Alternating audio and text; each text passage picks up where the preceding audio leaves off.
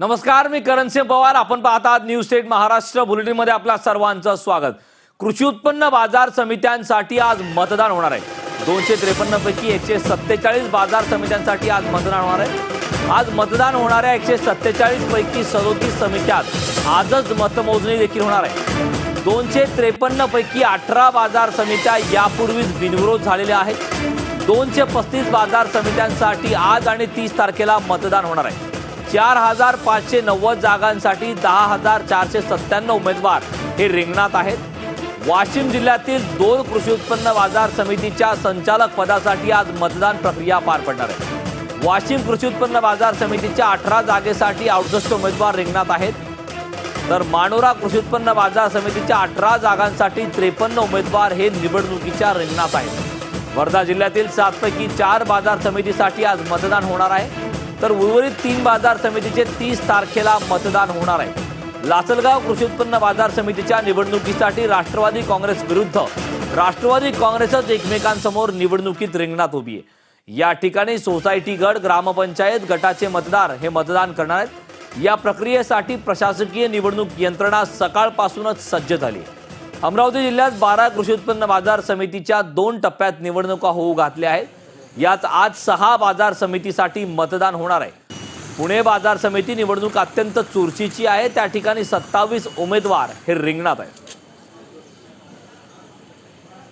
तर आज मतदान होणाऱ्या 147 पैकी 37 समित्यांमध्ये आजच मतमोजणी होणार आहे. 253 पैकी 18 बाजार समित्या यापूर्वीच बिनविरोध निघालेल्या आहेत. कृषी उत्पन्न बाजार समितीच्या निवडणुकीसाठी आज मतदान होणार आहे. 253 ठिकाणी या निवडणुका आहेत. 253 पैकी 147 बाजार समित्यांसाठी आज मतदान होणार आहे. आज मतदान होणाऱ्या 147 पैकी 37 समित्यात आजच मतमोजणी होणार आहे. तर पुण्यामध्ये देखील अत्यंत चुरशीची निवडणूक होणार आहे. पुणे बाजार समिती निवडणूक ही अत्यंत चुरशीची होणार आहे. या ठिकाणी 57 उमेदवार हे रिंगणात आहेत. तर अमरावती जिल्ह्यात देखील 12 कृषी उत्पन्न बाजार समितीच्या 2 टप्प्यात निवडणुका होऊ घातलेल्या आहेत. यात आज 6 बाजार समितीसाठी मतदान होणार आहे. तर अत्यंत महत्त्वाची असलेली ही निवडणूक काही ठिकाणी आजच मतमोजणी देखील होणार आहे. त्यामुळे उत्सुकता आता शिगेला लागली आहे. तर लासलगावमध्ये मात्र अतिशय वेगळा प्रकार आहे. लासलगाव कृषी उत्पन्न बाजार समितीच्या निवडणुकीसाठी राष्ट्रवादी काँग्रेस विरुद्ध राष्ट्रवादी काँग्रेसच एकमेकांसमोर निवडणुकीच्या रिंगणात उभे आहे. या ठिकाणी सोसायटी गट, ग्रामपंचायत गटाचे मतदार मतदान करणार आहेत. या संदर्भात बोलण्यासाठी माझे सहकारी अश्विनी सातव डोके हे पुण्यातून माझ्यासोबत जोडलेले आहेत. अश्विनी, खरं तर पुण्याची निवडणूक ही अत्यंत चुरशीची समजली जात आहे. यामध्ये एकंदरीत 27 उमेदवार रिंगणात आहेत. या संदर्भातली नेमकी काय अपडेट आहे सध्याची?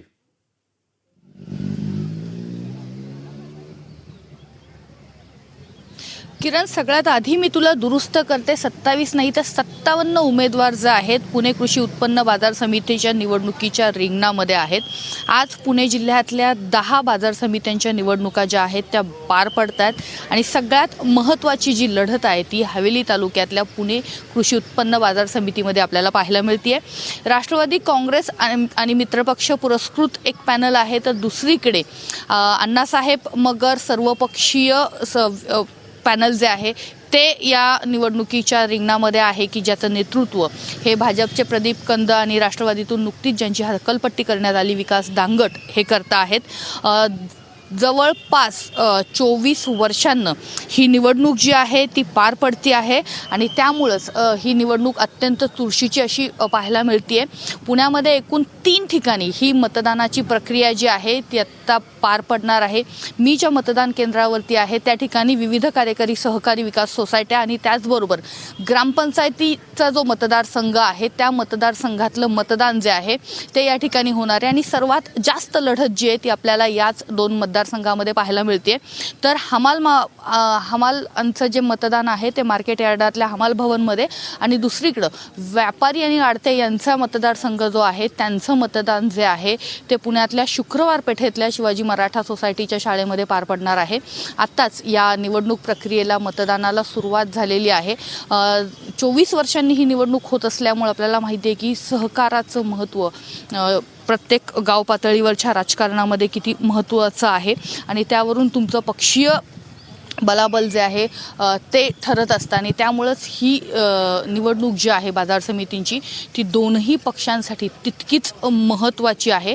आज संध्याकाळी 4 वाजेपर्यंत ही मतदानाची प्रक्रिया चालेल आणि त्यानंतर उद्या या ठिकाणी मतमोजणी होईल. सगळ्यात महत्त्वाचं म्हणजे या निवडणुकीमध्ये जर आपण पाहिलं तर वयाच्या 93व्या वर्षी कष्टकरी आणि हमालांचे नेते डॉक्टर बाबा आढाव हे सुद्धा हमाल गटातून या निवडणुकीच्या मैदानामध्ये उतरलेले आहेत. खरं तर आत्तापर्यंतचा इतिहास असं सांगतो की हमालांच्या वतीनं बाबा आढाव देतील तोच उमेदवार जो आहे तो निवडून येतो. मात्र यावेळेस बाबा आढावांच्या विरोधामध्ये जाऊन आणखी 4 जण जे आहेत ते हमाल गटातून या निवडणुकीच्या रिंगणामध्ये उतरलेले आहेत. त्यामुळं मार्केट कमिटीमधल्या ज्या काही कामगारांच्या संघटना आहेत त्याच्यामध्ये सगळंच काही आलबेल नाही असं एक चित्र आपल्याला या ठिकाणी पाहायला मिळते. एकूणच या सगळ्या निवडणुकीच्या माध्यमातून गेल्या काही दिवसांमध्ये एक मोठा घोडा बाजार जो आहे तो सुरू असल्याची चर्चा सुद्धा खूप रंगलेली आहे. त्यामुळे या निवडणुकीमध्ये काय होईल याकडे सगळ्यांचं लक्ष लागलेलं आहे आणि बाजार समितीवरती नेतृत्व कोणाचं असेल. सुरुवातीपासून जर पाहिलं तर बऱ्यापैकी काँग्रेस आणि राष्ट्रवादीचं नेतृत्व जे आहे ते आपल्याला वेगवेगळ्या बाजार समित्यांमध्ये पाहायला मिळतं. यावेळेस मात्र भाजप सुद्धा या निवडणुकीच्या मैदानामध्ये उतरलेले, त्यामुळे त्याचा फायदा भाजपला होतो का, बाजार समित्यांमध्ये भाजपचा अधिकृतपणे शिरकाव होतो का, हे आपल्याला उद्या चित्र स्पष्ट होईल. आता मात्र काही वेळापूर्वीच या मतदानाच्या प्रक्रियेला सुरुवात झालेली आहे. पुण्यामध्ये 3 ठिकाणी या संदर्भातल्या अपडेट्स काय होतात हे बघणं अत्यंत महत्त्वाचं आहे. आपल्यासोबत आपले प्रतिनिधी अक्षय मवाळे देखील वर्ध्यात आहेत. अक्षय, सध्या काय अपडेट आहे वर्ध्यातून या निवडणुकी संदर्भातली?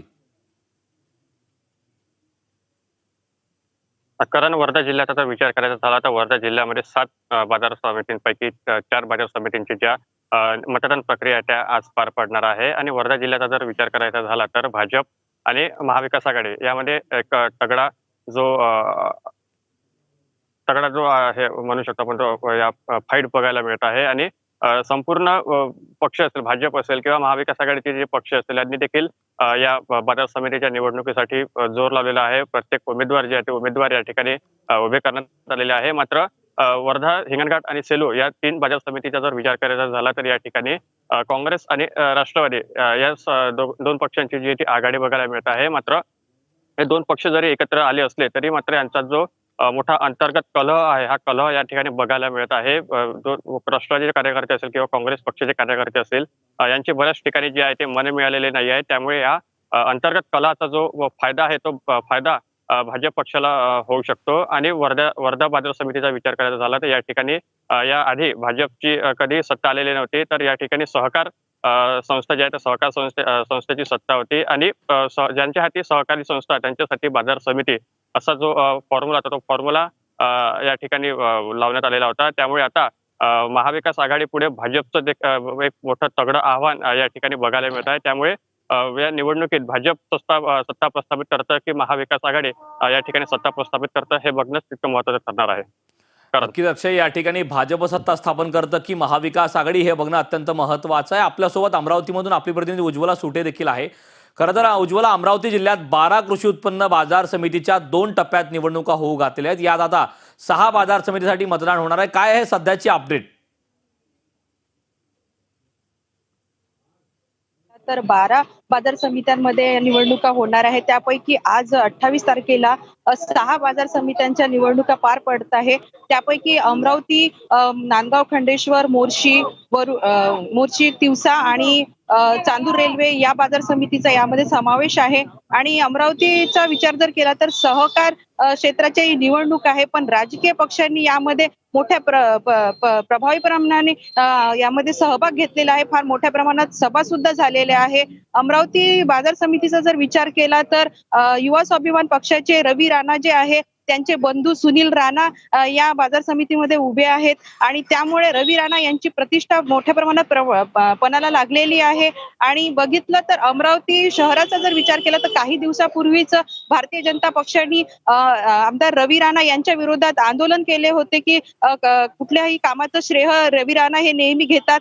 त्यामुळे भारतीय जनता पक्ष हे रवी राणा यांच्यावर नाराज असल्याचं चित्र दिसत होते. आणि आता या निवडणुकीमध्ये नक्कीच भारतीय जनता पक्ष हा रवी राणावर नाराज आहे का किंवा त्यांना मदत होईल का हे सिद्ध होऊ शकते. आणि बघितलं त्यामुळे अमरावतीची बाजार समिती जी आहे ती फार महत्वाची या ठिकाणी लढत होणार आहे. आणि इतर ज्या बाजार समित्या आहेत त्यामध्ये तिवसा मतदारसंघ तिवसा बाजार समितीचा जर विचार केला तर यशोमती ठाकूर यांनी सुद्धा फार मोठ्या प्रमाणात सहकार क्षेत्रामध्ये आपला पक्षाचा अंतर्भाव केलेला आहे. त्यामुळे यशोमती ठाकूर सुद्धा यांची सुद्धा प्रतिष्ठा जी आहे ती पणाला लागलेली आहे. आणि त्यामुळे ही जी निवडणूक आहे ती फार चुरशीची ठरणार आहे अमरावती जिल्ह्यामध्ये. करण, नक्कीच उज्ज्वला, ही निवडणूक सुद्धा अत्यंत चुरशीची आहे. या संदर्भातले अपडेट तुझ्याकडनं घेते तर आपल्यासोबत आपले प्रतिनिधी पंकज गाडेकर देखील जोडलेले आहेत. पंकज, खरं तर वाशिम कृषी उत्पन्न बाजार समितीच्या 18 जागेसाठी एकंदरीत 68 उमेदवार हे रिंगणात असल्याची माहिती मिळत आहे. सध्या काय अपडेट आहे या मतदानासंदर्भातली? कारण वाशिम जिल्ह्यातील 6 बाजार समित्यापैकी 2 बाजार समित्याची आज निवडणूक होणार आहे. त्यामध्ये वाशिम आणि मानोरा या 2 बाजार समित्याची निवडणूक होणार आहे. वाशिम मध्ये एकूण 68 उमेदवार या निवडणूक रिंगणात आहेत, तर 18 जागेसाठी निवडणूक होत आहे. महत्वाची बाब म्हणजे महाविकास आघाडी असेल किंवा भारतीय जनता पार्टी असेल, यामध्येही चुरस आपल्याला या ठिकाणी पाहायला मिळत आहे. मात्र महाविकास आघाडीतीलच काही घटक पक्षांनी यामध्ये महाविकास आघाडीची साथ सोडून आपला स्वतःचे उमेदवार त्या ठिकाणी उभे केलेले आहेत. जसे की ठाकरे गटाचे जे माजी जिल्हा प्रमुख आहेत यांनी आणि राष्ट्रवादीचे जे जिल्हाध्यक्ष आहेत यांनी सुद्धा एक घरोबा तयार केलेला आहे आणि अर्धे उमेदवार या बाजार समितीमध्ये उभे केलेले आहेत. त्यामुळे कुठेतरी एक चुरस या बाजार समितीमध्ये पाहायला मिळत आहे. महत्वाची बाब म्हणजे जे ठाकरे गटासोबत वंचितनी घरोबा केलेला आहे, त्या वंचितनी सुद्धा या निवडणुकीमध्ये उडी घेतल्यामुळे वाशिम बाजार समितीची निवडणूक ही चुरशीची ठरताना दिसत आहे. करण, नक्कीच पंकज, या संदर्भातले अपडेट तुझ्याकडनं घेते तर पुण्यातून आपले प्रतिनिधी अश्विनी आपल्यासोबत आहेत. त्यांच्यासोबत काही गावकरी देखील आहेत. आपण थेट अश्विनीकडे जाऊयात. अत्यंत चुरशीची ही निवडणूक म्हटली जाते. याच्यामध्ये प्रदीप कंद आणि ज्यांची तुम्ही नुकतीच हकालपट्टी केली विकास दांगट हे सुद्धा उभारले.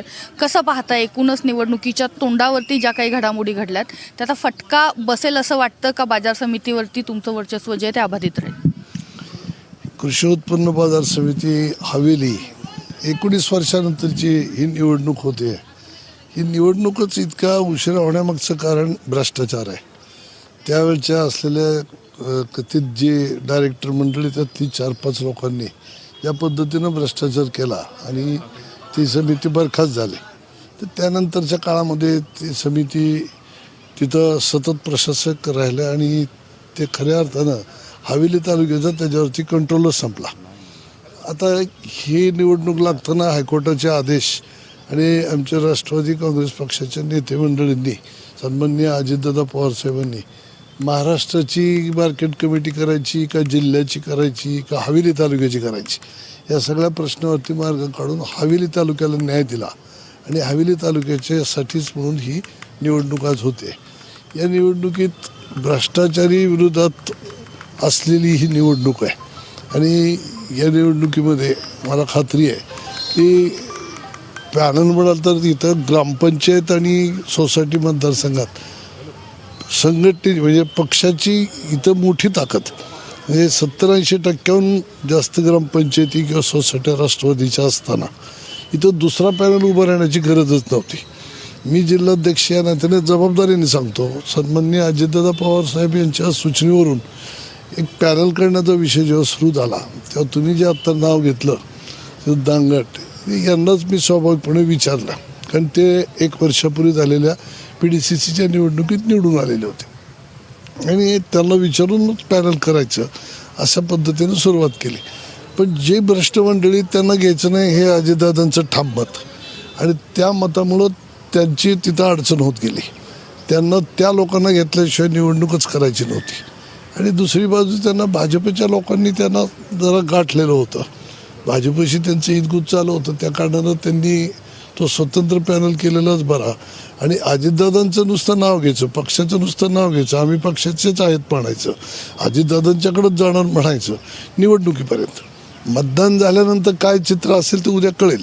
कारण ह्या लोकांचं PDCC बँकेच्या निवडणुकीत सुद्धा आमच्या लक्षात नाही आलं, पण यांनी भाजपची साथ घेऊनच त्या ठिकाणी PDCCची निवडणूक जिंकली. त्यांच्याकडून आरोपही असा केला जातोय की खूप मोठा घोडेबाजार जो आहे तो या निवडणुकीमध्ये झालेला आहे. काही पॅनलचे जे उमेदवार आहेत ते किंवा मतदार असतील ते रात्री एकत्र एका वेगवेगळ्या ठिकाणी हलवण्यात आलेत वगैरे, मोठ्या प्रमाणामध्ये पैशांचा वापर करण्यात आलाय असाही आरोप केला जातोय. सहकार संस्थांची निवडणूक किंवा कुठलीही निवडणूक, आता त्यामध्ये हे सगळ्या गोष्टी म्हणजे एक ती ओरिएंटल सिस्टम झाली आणि त्यामध्ये आमच्यासमोर काही तुम्ही सांगता अशा पद्धतीनं काही घडलेलं नाही. आता ही जे लोक आरोप करतात त्यांच्यासमोर तसं काय झालं असेल तर त्यांच्यासमोर आमच्या पॅनलची लोक करतील असं वाटतं का आपल्याला? त्यांचाच हा विषय आहे सगळा. त्यामुळं भाजपने इथं करोडो रुपये ओतलेले आहेत आणि त्यांना या निमित्तानं हवेली तालुक्यात शिरकाव करायचा. 5 विधानसभा आणि 2 लोकसभा मतदारसंघ या हवेली तालुक्यात येतात. सगळ्यात मोठा असलेला तालुका आहे देशामधला. त्यामुळं इथं जास्त लक्ष घालण्याची भाजपची नीती आहे. कारण इथं जर लक्ष घातलं तर शहराच्या आसपासचा भाग आहे, इथं आपल्याला या जिल्ह्यामध्ये आपले मतदारसंघ वाढवता येतील, आपली ताकद वाढवता येईल असं त्यांचा तो प्रयत्न आहे. त्यामुळं त्यांनी या निवडणुकीकडं त्या अँगलने बघितलेलं आहे. Video journalist Dhananjay Bhagatsah Ashwini Maharashtra Pune. Okay. नक्कीच. तर या संदर्भातले तर कृषी उत्पन्न बाजार समितीची सध्या निवडणूक सुरू आहे आणि त्या संदर्भातली मतदान प्रक्रिया ही सध्या सुरू झालेली आहे.